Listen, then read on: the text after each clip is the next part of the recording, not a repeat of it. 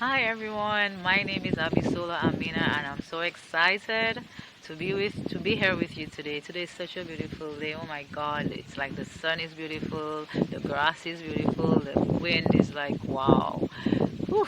So anyway, I'm just so excited because we have collaborated with some amazing people and we are just so excited to let you know of the progress that we're making. When we started this channel, it was out of necessity because I am a survivor of depression and suicide attempts.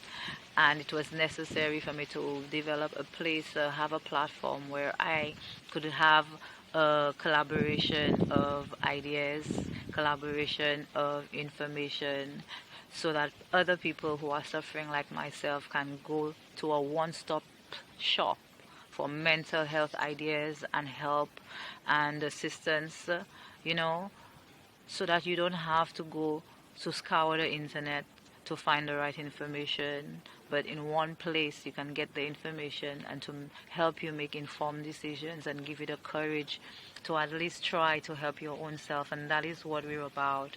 So we have collaborated, and also one of the reasons why I also started the channel, or we started the channel, Let's End Mental Health Stigma Now, and that evolved into the Mental Health Minute.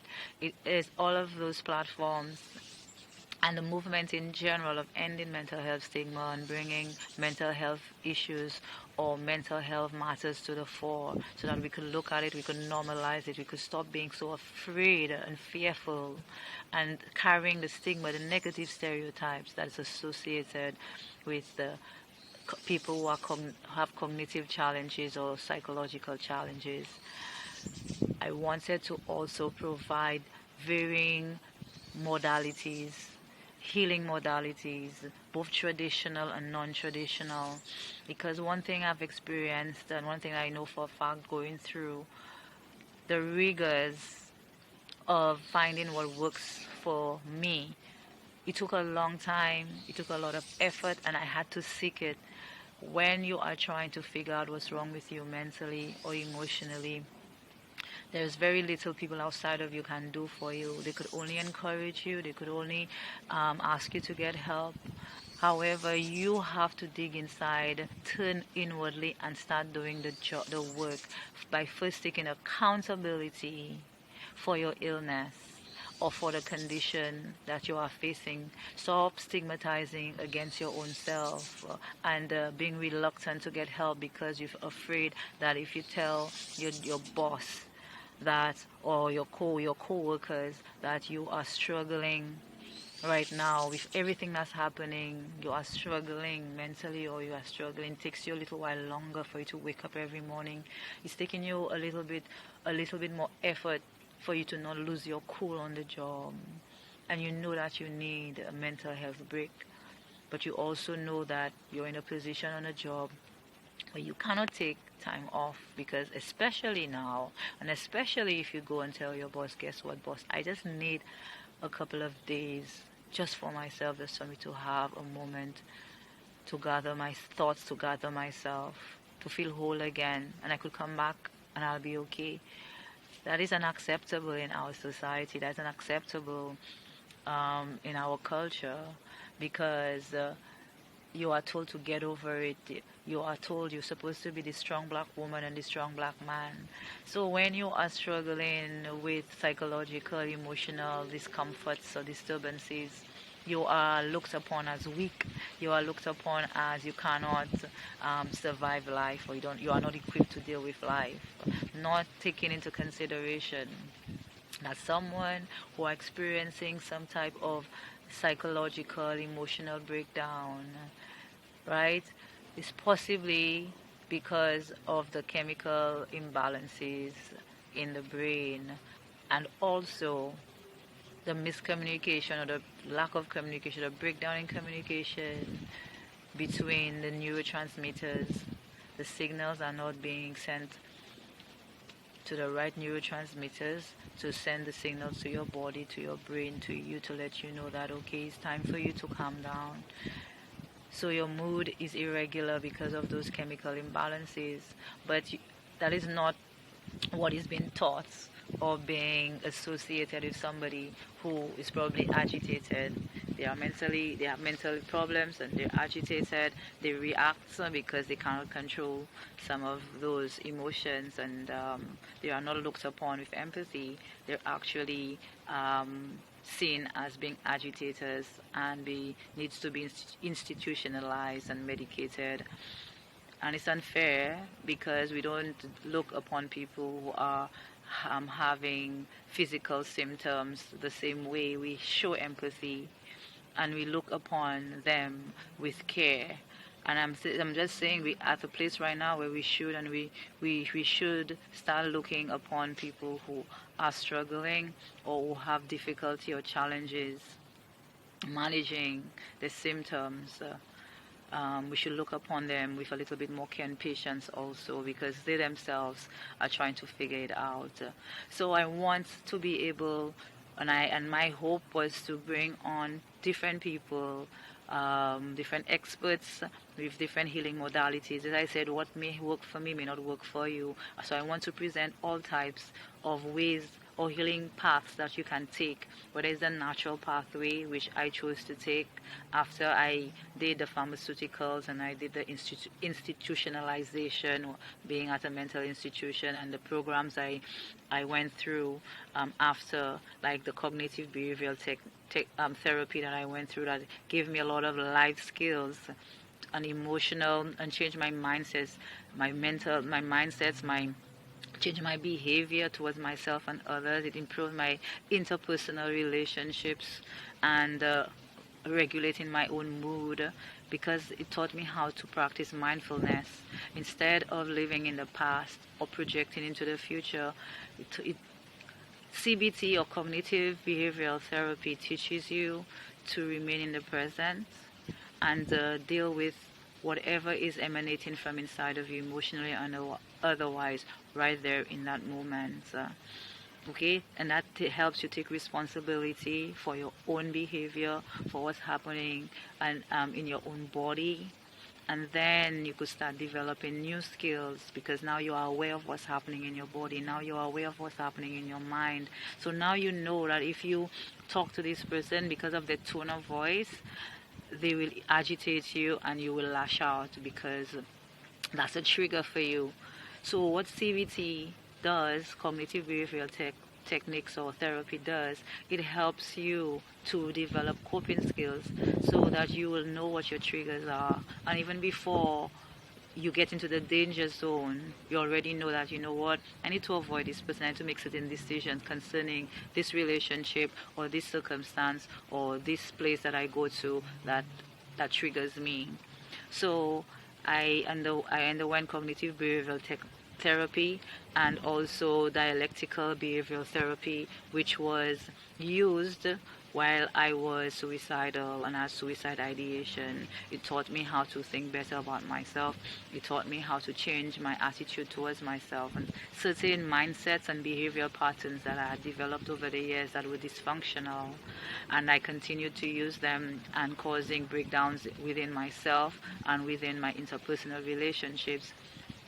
So I was taught now to stop personalizing things. Personalization was one of the traits that I had developed, or behavioral patterns I had developed in order to cope because of all the trauma I had endured.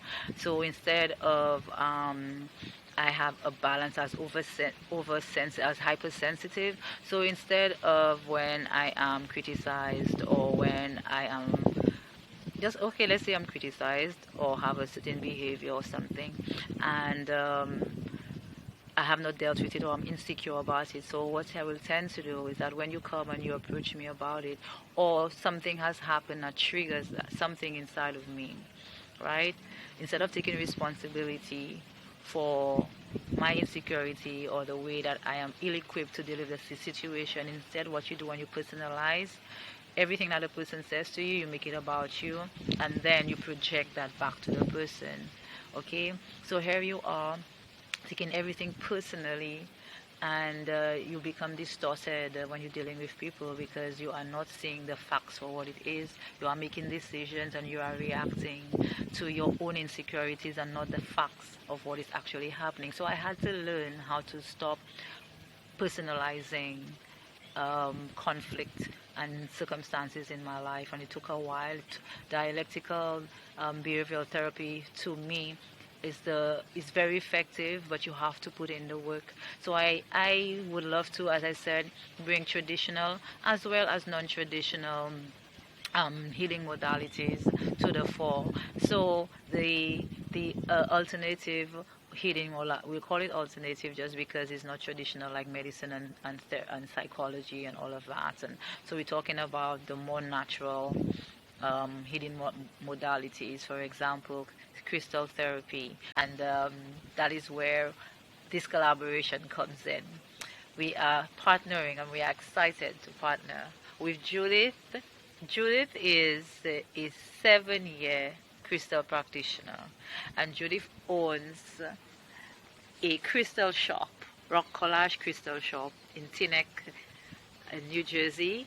And we've partnered. Her name of her crystal shop is Rock Collage. She's on Instagram and on Facebook, and she has a website, rockcollage.com. And she's also a Reiki practitioner, so she has a wealth of knowledge. She has so many different healing modalities that she works with individuals and families to navigate emotional, psychological, spiritual challenges. And I'm just happy for this new collaboration, and let us talk about it. So we are going to have our first collaborative Facebook and Instagram live, and the first topic is Destigmatizing crystal therapy. So we want you to join us next Wednesday, the 3rd of February at 8 p.m. our time and 7 p.m. New York Eastern Time. So join us right at I will put in the end all of our handles, and there's platforms that we are going to have the live one, so you could join us. Bring a friend if you are curious about crystals, if you're a crystal lover and you want to discuss more and you have questions about crystals, or you've been curious about it and you've been afraid because you've heard certain negative things about crystals and myths and stereotypes. Come on, we want to destigmatize all of those misperceptions and misconceptions of crystal healing. If you have a crystal, come with it. We will tell you what crystals are, what are the benefits and the uses of crystal, and how crystal can be incorporated in or if you already have a self-help plan, if you already have a self-care plan, how you could, or if you already have a medical plan, how you could incorporate crystal healing or crystal therapy as part of it. Is not going to interrupt your medicine. It's not going to, but what it's going to do is to bring a level of calm if you know how to harness the energies of the crystals and use it in a positive way. But you have to be open-minded, and you cannot be judgmental about the situation. So come with an open mind, come with your questions, and we are going to be collaborating with Judith from Rock Collage. You could go ahead on her at Rock Collage on Instagram, at Rock Collage on Facebook, and also rockcollage.com. Go on her channel, check out what she's doing, see who she is. So by the time you come next Wednesday, you have some questions for her. You see what she's about, and we are excited about this opportunity. We want to present all types of healing modalities to you, and you decide what's best for you. And just come with an open mind, and just believe that it's going to work, and it is going to work. I am testament of that. I was open-minded, and this is why I was able to succeed overcoming depression and behavioral difficulties and psychological challenges, okay, and emotional behavioral challenges, serious ones, okay.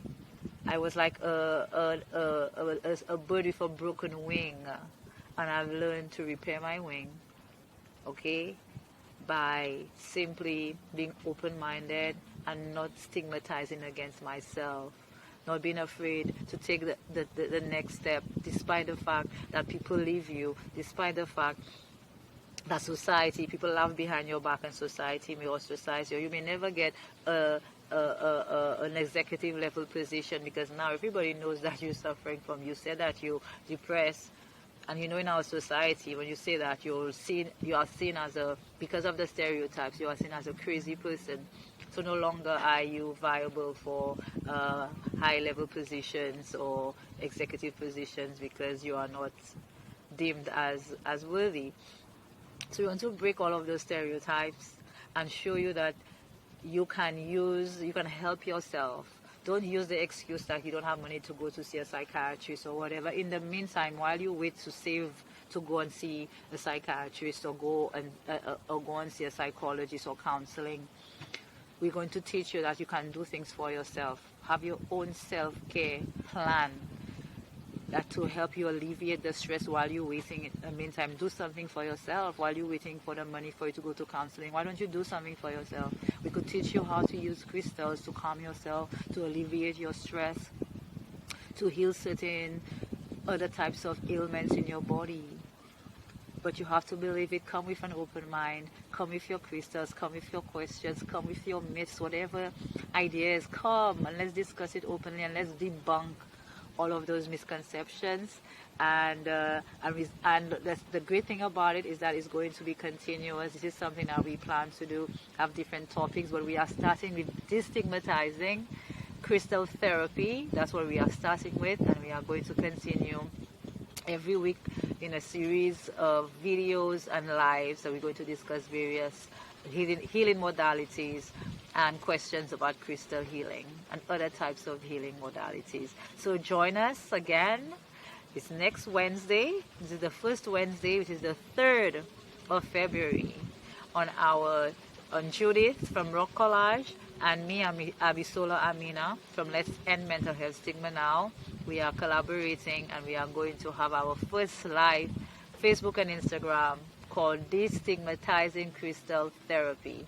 So join us next Wednesday at 8 p.m. our time, Caribbean time, St. Lucia time, not Lucian time, St. Lucia time, Caribbean time, and 7 p.m. Eastern New York time in New Jersey, Teaneck, New Jersey.